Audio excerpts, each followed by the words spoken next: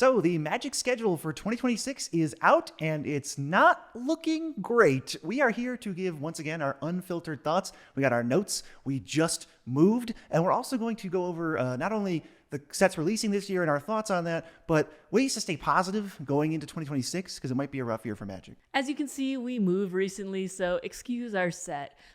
And we don't think we're going to be doing these videos that often. But unfortunately, there is big news in Magic the Gathering, and that has a lot of players divided. Yeah, we only expect to do like a handful of these per year. And it just so happens that two giant colossal things are happening back to back that have a lot of players divided on it. Yeah, this would have been a couch video, but we don't have a couch yet. Boo us, but that's okay. Let's talk about the schedule for this year. Let's get into it. This schedule is looking rough, or at least to me, because I'm not interested in a lot of things that are going on. Maybe that is just leading into my opinion on this, but... Yeah, we'll start with opinion, and then we'll definitely finish positive, I propose. Okay. The first set that's coming out is Lorwyn Eclipsed. This is in January. Next is Teenage Mutant Ninja Turtles. Maybe more. Maybe it's just a turtle set. Maybe it's just I know they said Nicktoons or Teenage Mutant Ninja Turtles. I think we're hard locked on just Ninja Turtles. Okay, that's a little sad. That's in March. I was hoping for more Nicktoons. Secrets of Strixhaven in April. Marvel Superheroes in June. The Hobbit in August. Reality Fracture in October. And Star Trek in November. That is above 50% of Universes Beyond. That's a little disheartening to hear. Yeah, that's maybe the segue into our next piece, but there's a couple of things to know about this lineup. First of all, these are all standard legal sets. Normally we get about this many releases, so it's not like 7 releases in a year is crazy, but normally what would happen is there's 4 standard sets, and then it's a Modern Horizons 3 or a Commander Legends or something split down the middle. Like Innistrad Remastered was a good example last year, but we're not getting any of that. It's just all standard. They're eschewing the bonus product like MH3. There's not a lot of breathing room in between these sets. We were worried about things like Avatar cannibalizing Spider-Man and stuff. Look at some of the gaps between these. Yeah, there's some that have 2 months, 1 month, and then 0 months. So it's bang, bang, bang right after another. And that doesn't even account for secret lair drops either. My beloved Shadow, who came out in a secret lair drop. Those are mechanically new cards that aren't full releases. So because of that, it's just we are being overloaded with product. And after... Yeah, that brings us to the point of we have 7 sets. 4 Universes Beyond and 3 MTG sets. Now, this does grind my gears a little bit because to me, how could you possibly announce that going forward, Universes Beyond is going to be 50% of Magic, and then the literal next year, it's not 50% of Magic, it's more than 50% of Magic? We know the reason for this. It's sort of like a quote-unquote exception because there's external pressures from these other IPs and these other companies and the licensing that we have to work with to get all these sets to make happen. So stuff had to get moved, which contributed to this being a more than 50% Universes Beyond year. But that just proves that the Universes Beyond sets get priority over the in-universe Magic sets, which is a little frustrating. I just wonder why they make these promises and then immediately know their schedule. Touching back on the schedule, I was kind of thinking, they tell that schedules are 2 to 3 years in advance. They cite this number when they talk about things where we heard you said you wanted less products, so we made less Commander precons. They cite that in there, and then they say that it's going to take 2 to 3 years for things to phase out because they made those decisions multiple years ago.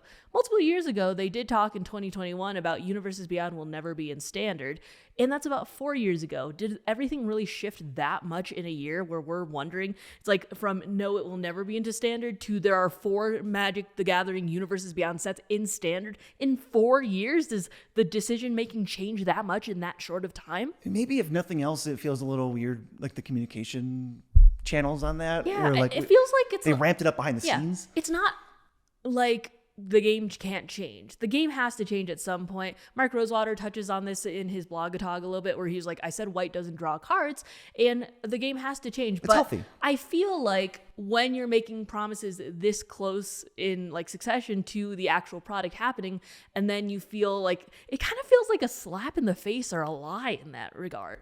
Yeah, I can't prove anything, but it does, at bare minimum, we do wish in hindsight, retroactively, that there was more communication for that. One other thing that's kind of got me down about the end of 2025 and going into 2026 that you touched on is missing precons. Not every set has a precon. Not every set has 4 precons. It's seems completely random. I don't know what the deal is. I don't know if Universes Beyond sets are harder to make precons for, but like you said, I think it was Gavin touching on their plans for that, where they were responding to hey, there's too much product. And they're like, okay, we'll dial back the precons a little bit. But why did they listen to the complaints about too much product for Commander precons and then like nothing else? Also, I don't think when we were talking about sets having too much product, we weren't talking about Commander precons. We loved some of the Commander precon drops, like the Warhammer 40K. Those were awesome. Fallout was a huge smash success. I had such a good time. And that was like, I don't know, like a mini set, you know what I mean?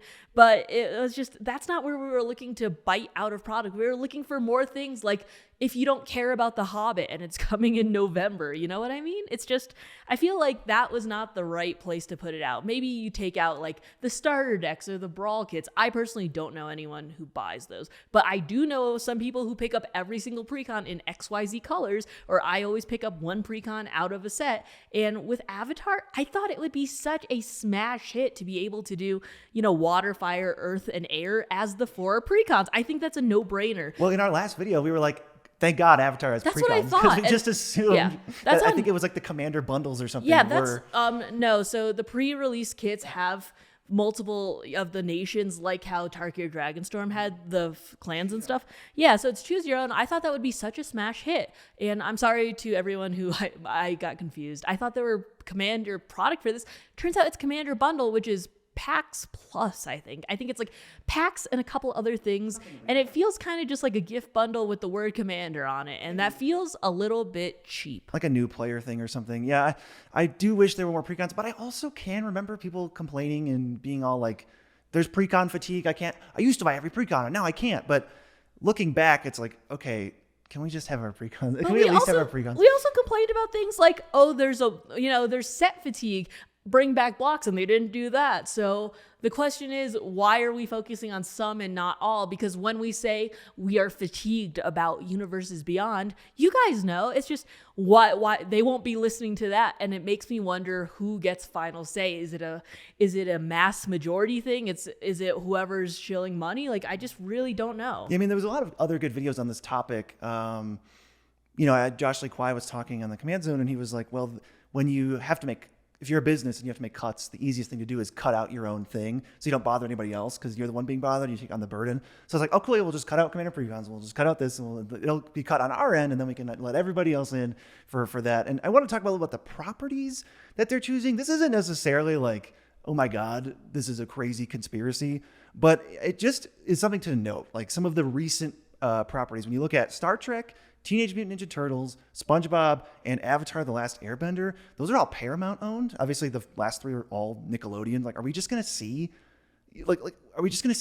endless Paramount properties? And the other thing about the other one is Universal that keeps coming up: The Office, Jaws, Chucky, Jurassic Park. Maybe we missed one. I don't know. We didn't really 100% list all of them, but the ones we can think of, it's like, are we just going to jump back and forth between like the same 3 companies? Because that certainly, to me, takes some of the magic out of how we choose these. Like, oh, it's another Universal. Oh, it's another Paramount. I think if we put all of the Nicktoons together, it would have been fine. If we had, Cat Dog and Doug and Rugrats and all of that, and we had one nostalgic set, I think it would be a little bit more forgivable. But when you're splitting up all of these properties, like Teenage Mutant Ninja Turtles, into their own set, it feels a little bit rough. Not to mention that we are paying a premium on it too.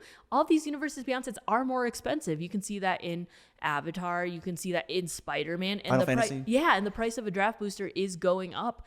And that feels really bad because I feel like a lot of people are smothered by this Universes Beyond. But not only smothered, we're also paying more for this product that not all of us are like super hyped about. Which definitely leads us into the later part of the video where it's like, if 2026 looks unexciting, or even if you're priced out of some of these sets, not everybody wants to spend $11 or $8 on a booster, whatever it ends up being. How can we still make the best of the year? This doesn't have to be the best Magic year ever. It's probably going to be in the lower 50% of Magic years. That's fine. Can we still, as creators and as just like consumers or whatever you want to call it, players, get a more fun experience out of it and not have like the life drained out of us by this product fatigue or pricing fatigue? What can we do? I think there's a lot of ways to enjoy Magic that is not just going out, buying every pack of every set, drafting every single draft, because you're a draft fiend at times. But even as someone who loves limited Magic and who loves drafts formats, it's not like you play, out of every single set. It's not like you're just consuming every draft format if you're not enjoying it. One of them is just to play a different set. Whether you're playing on Arena, you can be playing, different sets on there. Flashback drafts. Yeah, or Cube or something.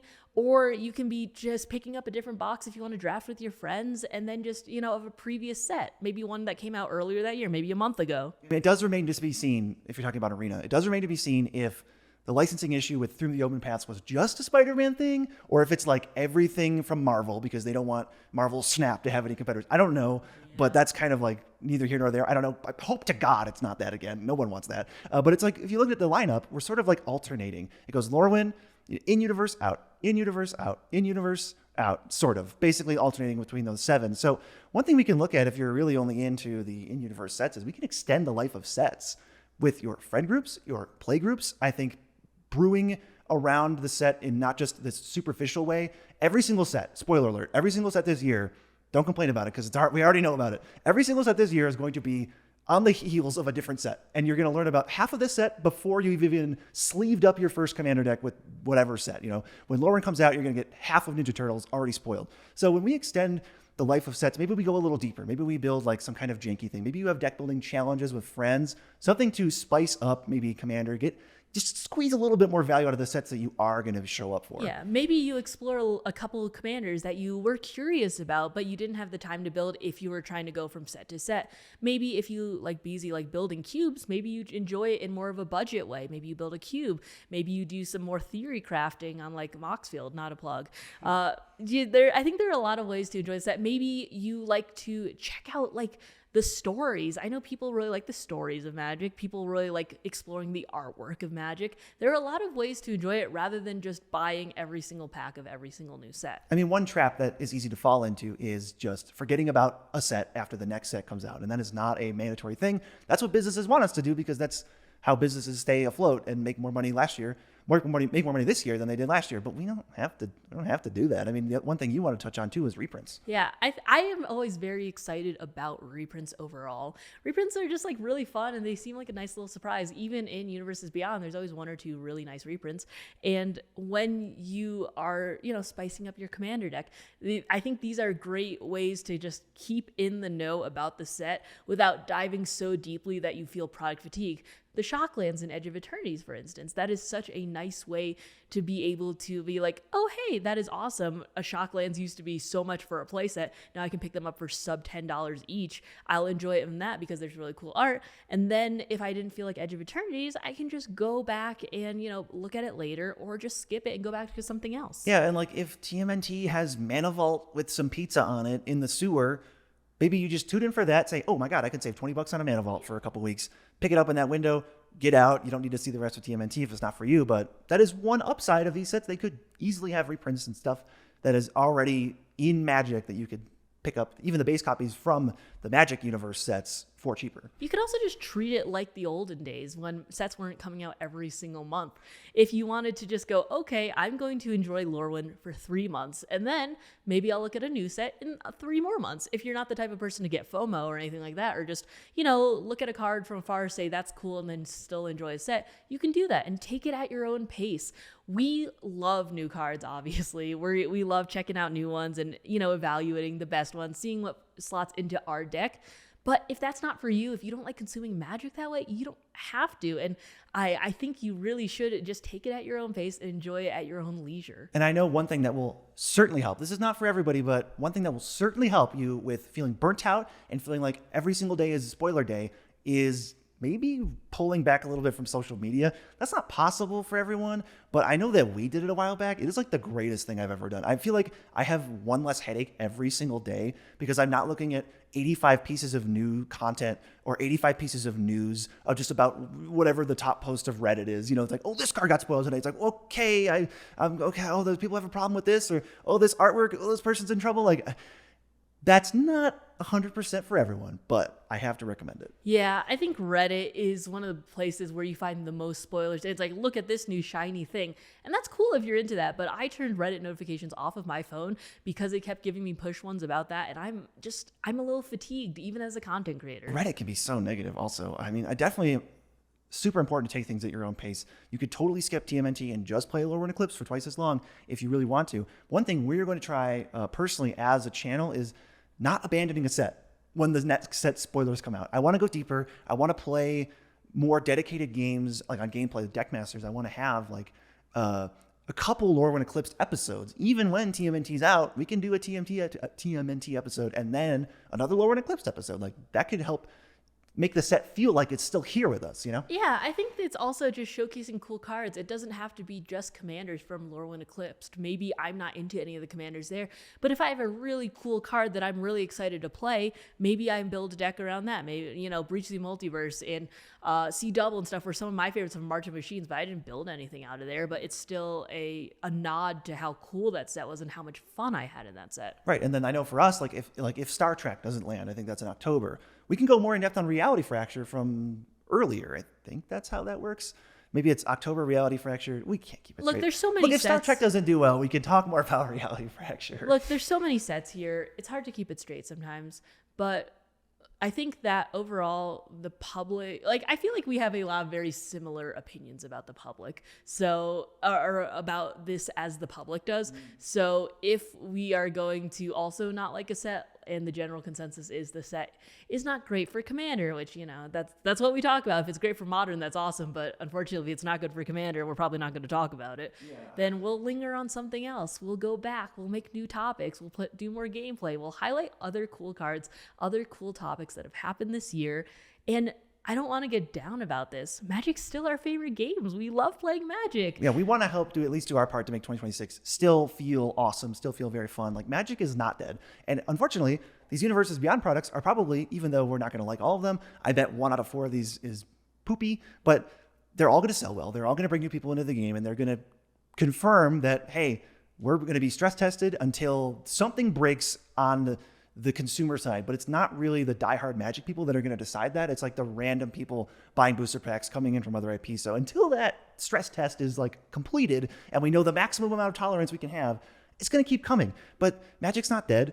Some years are going to be worse than others. We can still have fun, for sure. Yeah. We don't have to, be beholden to the Universes Beyond thing. Is the sky falling? No. Is Magic dead? No. But as voices of the community and as people who can get our word out a little bit easier than other people, we have a responsibility to talk about things that not only we don't like, and we can't pretend that everything is 100% great 100% of the time, but to be able to voice these concerns because we want Magic to be a better game overall. We want the longevity of Magic, so we want to be able to voice these concerns so we have a better ecosystem for existing players, new players, and people who haven't even learned about Magic but will come into it in the future. Totally. And now, just for a little fun at the end here, you wrote Shoot Your Shot, predictions for the future. This is a new mini game that I have. It's called Shoot Your Shot.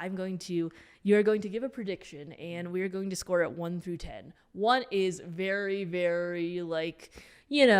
very general. Yeah, it's just more very general where it's not that specific. It's like, oh, hey, do you think that a new secret lair from a video game is going to come out soon? Low points. Low points. High points is like in a Lore Win Eclipsed, I think this character is going to come back and he's going to do this and this artist is going to do it. Like that's 1 through 10. So if you want to do your prediction first. Okay. This is probably going to be low scoring, but I'm a very conservative game player, so I want to get some points on the board. I'm going to say that there is going to be heavy reprints in The Hobbit, like for the One Ring and Bowmasters and stuff, but it's going to be in a bonus sheet. That's my very low prediction. What is that, like 3 points? That's like a 3, I think. I'll take it. Look, if I get 3 and you get 0, whenever we check these next, that's a W. It'll be the next episode when we do this. My prediction is that there is going to be a secret lair that comes out, and it's going to have a character either from Kingdom Hearts or Smash in it on the roster. Sora for both? I would be super down for that. Or Bionicle Secret Lair? Yeah, I think that there's going to be a secret lair. It's going to have someone from one of those properties in the list. Well, I know that Jake Boss from Command Zone would back me up on the Bionicle Secret Lair. There's 2 people that want this. There's more than 2. We've talked about it in the comments. People are really down for the secret lair, and I think that it should be Commander, but instead of partner, it should be the legendary equipment with the mask, and they come in together as a partner. The backgrounds, but it's a mask. Yeah. I think that's peak. I want to hear from you guys. Wait, you didn't give me a score. Oh, the score for you.